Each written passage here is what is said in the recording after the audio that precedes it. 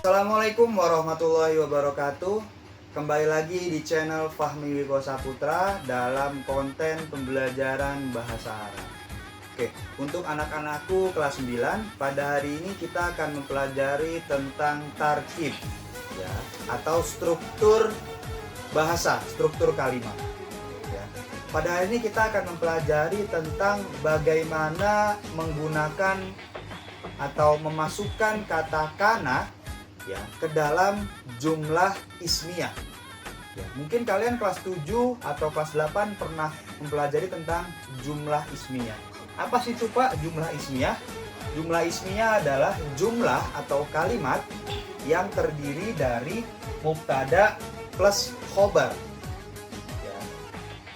Nah, sekarang bagaimana caranya mengubah keadaan jumlah ismiyah itu menjadi keadaan masa lampau? Nah, kita masukkan atau kita tambahkan kata kana di awal jumlah ismiyahnya. Kita ambil contoh, lihat contohnya. Khalil roisun ila jinatil haflah. Di sini mubtada'nya Khalil, khobarnya roisun.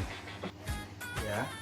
Kalau kita terjemahkan, Khalil menjadi ketua panitia perayaan. Khalil menjadi ketua panitia perayaan. Nah, sekarang kalau misalkan diubah atau ditambahkan menjadi atau ditambahkan kata kana di depannya, maka makna kalimatnya menjadi berubah. Ya, di sini kita lihat saya tambahkan kana di depannya. Kana Khalil roisan ila jenatil haflah. Untuk pemaknaannya, untuk artinya menjadi berubah. Jadi awalnya tadi Khalil menjadi ketua panitia perayaan. Di sini pemaknaannya menjadi Khalil dulu menjadi panitia perayaan. Kenapa ada kata dulu? Karena dimasukkan atau ditambahkan kata kana. Ya. Jadi kananya di sini itu mengubah arti kalimat tersebut. Dan kita harus perhatikan juga, ketika kana masuk ke dalam satu kalimat, maka khobarnya, harokatnya berubah menjadi fathatain atau mansub. Ya. Kana Khalil roisan, yang tadinya roisun menjadi roisan lila jenatil haflah. Nah, kenapa saya menggunakan kana?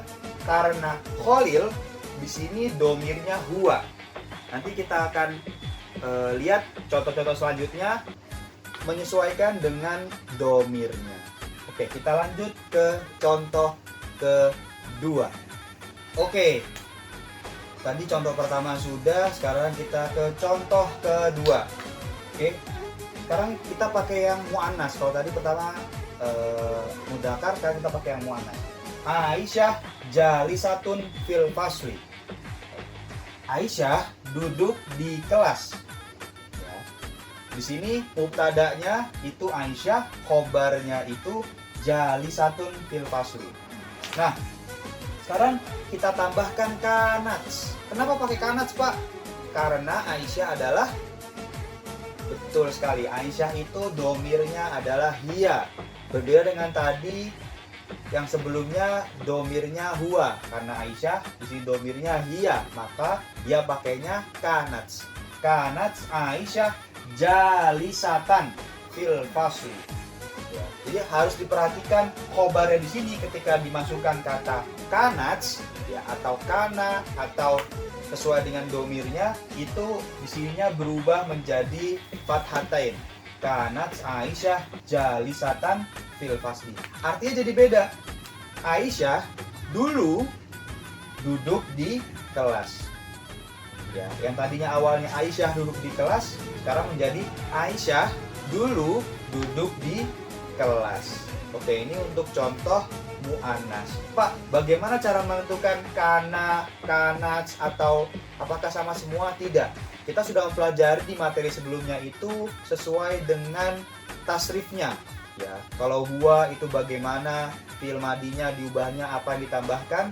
Nah, itu harus digunakan. Kalian harus paham, harus mengerti pada pembahasan bab sebelumnya karena ada kaitannya dengan materi pada kali ini seperti itu. Oke, kita lanjut ke contoh ketiga. Oke, selanjutnya kita lihat di contoh ketiga. Nah, kalau contoh ketiga ini untuk contoh yang mana khobarnya itu belakangnya waw dan nun. Biasanya itu ada di domir antum atau domir hum. Ya, seperti itu. Nah, kita lihat contoh pertama. At-tullabu mujiduna fi durusihim. Ya. At-tullabu mujiduna fi durusihim. At-tullab, murid-murid, berarti kan banyak ya. Murid-murid laki-laki mujiduna, ya, bersungguh-sungguh fi durusihim, dalam belajarnya. Ya. Di sini kita lihat at-tullabu. Kenapa di sini pakainya mujiduna? Karena at-tullabu di sini domirnya adalah hum. Ya, domirnya adalah hum. Maka di sini menggunakan waw dan nun, mujidun. At-tullabu mujiduna. Ini keadaan sebelum dimasukkan kata kana. Nah, sekarang kita lihat ketika ditambahkan kata kana. Kanat tullabu mujiddina fi durusihim. Ya. Kanat tullabu mujiddina fi durusihim.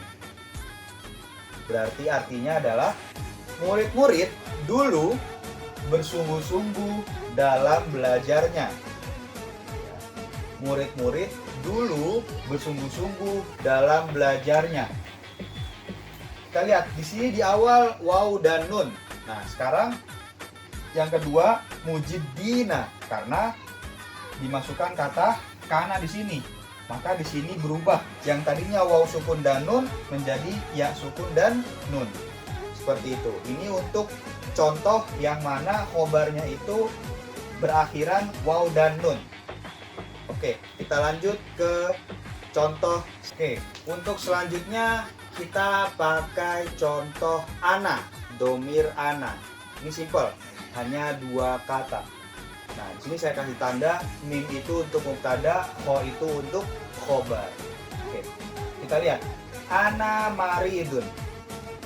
Ana maridun. Ini langsung ke domirnya, langsung ana. Tetap tulisnya, bukan nama orang, bukan nama benda, tapi langsung ke domir atau kata gantinya. Ana maridun. Nah, ubahnya ketika dimasukkan kata kana, tapi kana yang untuk domir ana, maka menjadi kuntu maridun. Ya, jangan lupa ditambahkan alif juga di belakangnya. Ya, ana maridun, kuntu maridun. Khobarnya dijadikan atau berubah harokatnya menjadi fathatain. Yang kelima ini juga ana ghaibun. Ya, saya absen. Kita ubah, kita tambahkan kata kana menyesuaikan dengan domir ana, kuntu ghaiban. Ya, kuntu ghaiban. Saya dulu absen. Ingat, jangan lupa di akhirnya. Kalau misalkan akhirannya itu ada fathatain, jangan lupa di akhirannya itu ditambahkan alif. Ya, ghaiban, maridon, seperti itu. Oke. Kita lanjut ke contoh terakhir. Oke, untuk contoh terakhir hum fi makanil haflah. Hum fi makanil haflah. Mereka di tempat perayaan. Ya, di sini kita bisa lihat mubtadanya yang mana? Oke, mubtadanya itu adalah hum, itu mubtadanya. Khobarnya mana, Pak? Khobarnya fi makanil haflah. Pak, kok nggak diubah ke fathatain, Pak? Nggak ada fathatain, nggak ada domatainnya, Pak? Nah, karena ini merupakan khobar harfu jar, ya. Karena di sini khobarnya itu ke kata tempat, keadaan kata tempatnya. Hum, mereka di tempat perayaan, di tempat perayaan. Nah, di tempat perayaan ini merupakan khobarnya. Jadi tidak perlu ada perubahan di sini di bawahnya. Kanu, ya, pakai kanu karena ini domirnya hum, domir mereka, kanu fi makanil haflah, di tempat perayaan. Tidak perlu ada perubahan, bukan fi makanil haflan, bukan. Ya, tidak ada, karena di sini tidak ada yang domatain seperti itu.